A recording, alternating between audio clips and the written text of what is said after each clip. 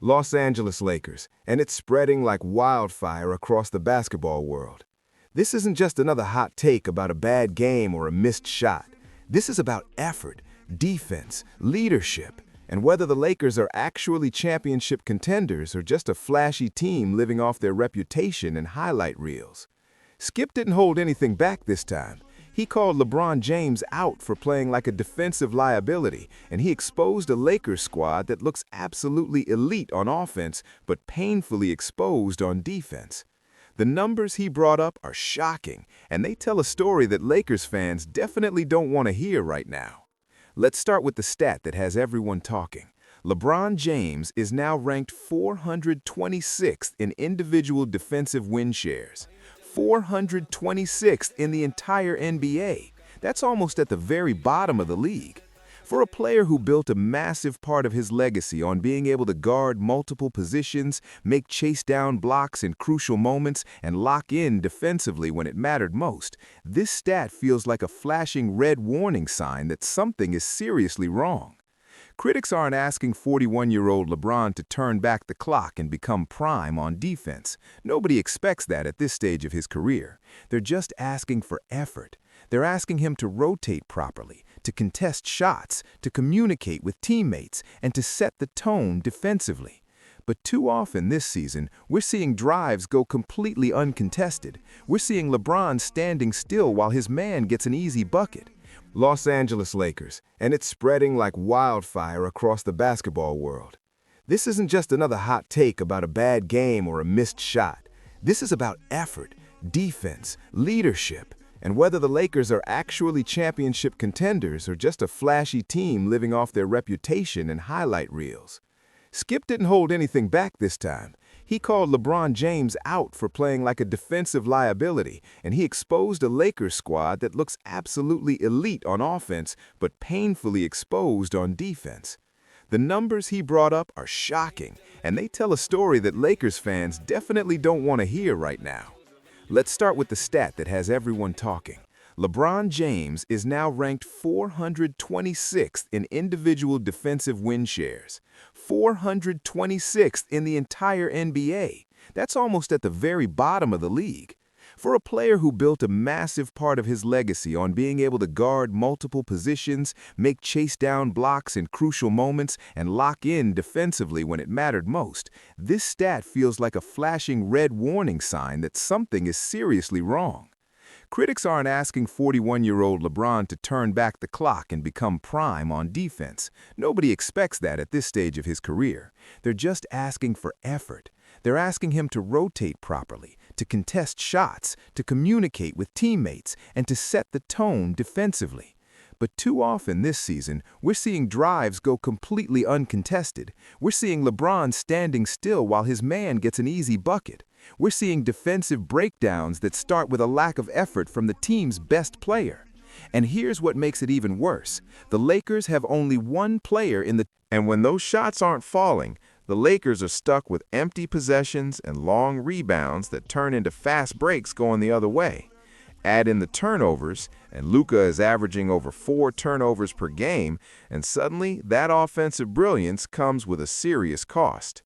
Skip's point is that the Lakers are all offense and no defense, and this pattern isn't going to change because they're built this way. Then there's Austin Reaves, who has quietly become one of the most important and valuable players on this entire roster.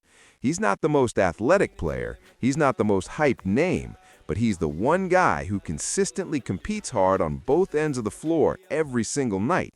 His defensive win shares put him ahead of all his superstar teammates, and his effort alone has made him a stabilizer when the rest of the team starts drifting and losing focus.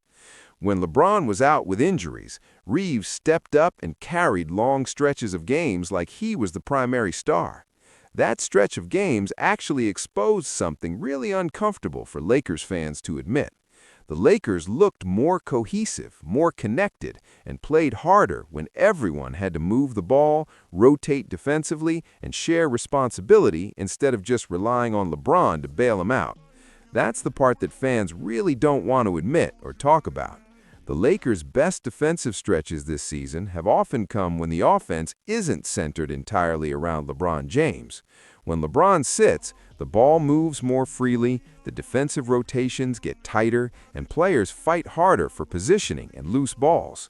It's not about blaming LeBron for absolutely everything that goes wrong. It's about understanding how the team's entire identity shifts depending on who is setting the tone and the standard. Leadership isn't just about scoring 25 points per game and getting highlights. Real leadership is diving for loose balls, calling out defensive switches before they break down, boxing out every single time, and setting the standard for effort that everyone else follows. When your top player is conserving energy and taking plays off defensively, the rest of the roster notices and follows that example. The numbers back up what the eye test is telling us. The Lakers' losses this season haven't been close games or nail-biters. The narrative started forming that this team had finally figured it out and was ready to compete for a championship. But once the competition level tightened and they started facing elite teams like the Houston Rockets, Phoenix Suns, Oklahoma City Thunder, and San Antonio Spurs, the cracks in their foundation opened up wide.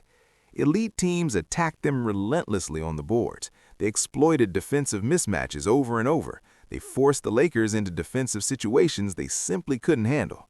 Rebounding gaps, transition defense failures, and perimeter breakdowns became clear patterns instead of just random exceptions. The rebounding numbers alone tell an absolutely brutal story. The Lakers got crushed on the boards by Houston 48-29. They got destroyed in offensive rebounds 17-7. Getting dominated on the glass isn't about talent or athleticism. It's about physicality, effort, and positioning. Opponents are simply outworking the Lakers for second-chance points, and that drains momentum faster than anything else in basketball. Every missed box-out is another possession given away for free. Every offensive rebound allowed is another opportunity for the other team to control the tempo and rhythm of the game. Championship teams protect the paint and dominate the rebounding battle. Right now, the Lakers struggle to do either of those things consistently. Coaching plays a major role in all of this too, and the message from the sideline has been crystal clear. The coach has publicly said the defense is a choice, and right now, the Lakers don't care enough about it. That's not a tactical issue or a scheme problem. That's pure effort and mentality. When a coach has to publicly question whether his players care enough to play defense, that's already a massive problem. Systems and schemes matter, but buy-in matters way more. You can draw up perfect defensive rotations on the whiteboard and still fail completely if players don't commit to executing them. The Lakers' defensive scheme isn't really the biggest issue here. The urgency and consistent effort is the problem. And then there's the elephant in the room that nobody wants to talk about directly: motivation. Skip Bayless's argument suggests that LeBron James knows deep down that this could be his final season in Los Angeles, and he's pacing himself for that reason. He's focusing on offense and personal milestone numbers rather than grinding defensively every single possession like he used to. Whether that assessment is completely fair or not, perception becomes reality when the effort doesn't consistently show up on the court.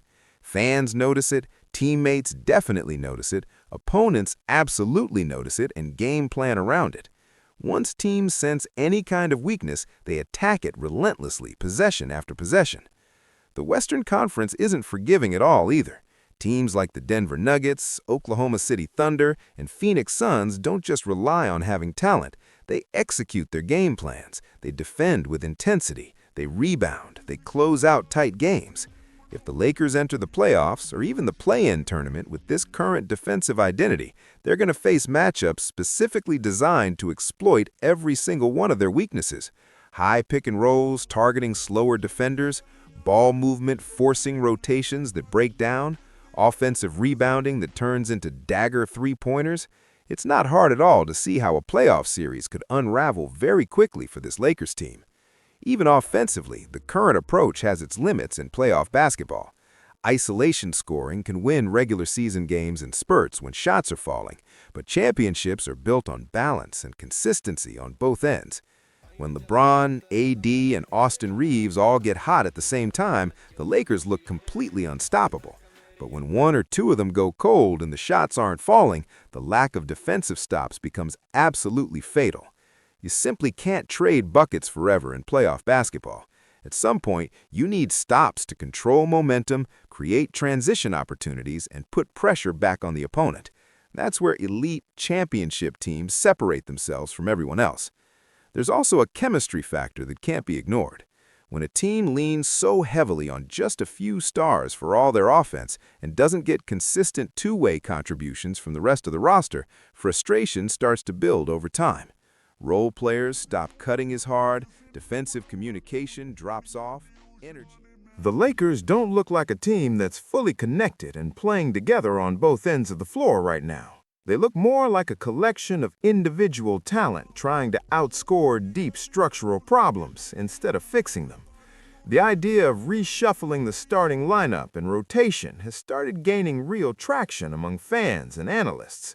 Playing more defensive-minded players in the starting unit, staggering minutes better to maintain energy throughout games, taking some pressure off LeBron to carry both ends of the floor for long stretches. But every single adjustment comes with major trade-offs. Add more defense to the lineup and you risk losing scoring punch. Add more scoring and you sacrifice defensive stops. Finding the right balance between those competing priorities is the real challenge. And right now, the Lakers haven't solved that equation at all. What makes this entire situation even more intense is the expectations that come with being the Lakers. This isn't some rebuilding team that's trying to develop young talent. This is the Los Angeles Lakers. Every single season is supposed to be a legitimate title push. Every loss gets magnified and analyzed. Every defensive lapse becomes a major headline.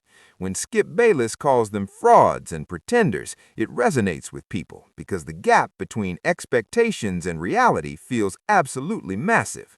Fans were promised legitimate championship contention. What they're actually seeing looks much closer to inconsistency and mediocrity. And yet, the talent on this roster is completely undeniable. That's what makes this situation so frustrating and so fascinating at the same time. LeBron James still has bursts of greatness that remind everyone why he's an all-time legend. Austin Reeves continues to evolve into a dependable two-way presence. On paper, this core should absolutely work and compete for championships. In practice, though, the defensive effort simply hasn't matched the offensive firepower and potential. So the real question becomes very simple and very brutal. Is this fixable, or is this just who the Lakers are as a team? Defense can improve very quickly if the effort and mindset changes, if rotations tighten up, if communication improves, if players genuinely buy in. But if the mindset and mentality don't shift soon, no trade or lineup tweak is going to save this team. You can't scheme your way out of apathy and lack of effort. The playoffs are completely unforgiving. They expose every single weakness. They magnify every bad habit. If the Lakers don't establish a real defensive identity before the postseason, they won't last long once the intensity rises in April and May. Skip may sound extremely harsh in his criticism, but sometimes the harshest critiques are exactly what spark the biggest changes. Teams either respond to that pressure and prove critics wrong, or they collapse under it. The Lakers are standing at that exact crossroads right now. They can lean into accountability, tighten their defense, and prove the entire narrative wrong. Or they can keep relying on offensive bursts and watch the season slip away when it matters most. Because here's the reality that every championship team understands. Talent wins regular season games, but defense wins championships. Defense builds trust. It builds confidence. It carries teams through cold shooting nights. It defines champions. And until the Lakers decide they care about getting stops as much as they care about getting highlights and going viral, the criticism isn't going anywhere. This season will ultimately be judged not by how many points LeBron scores or how many step-back shots Luka hits, but by whether this team finally chooses to fight and compete on the defensive end of the floor. That's the real difference between being entertaining and being elite, between being a playoff team and being a legitimate contender. Right now, the Lakers look like a team stuck somewhere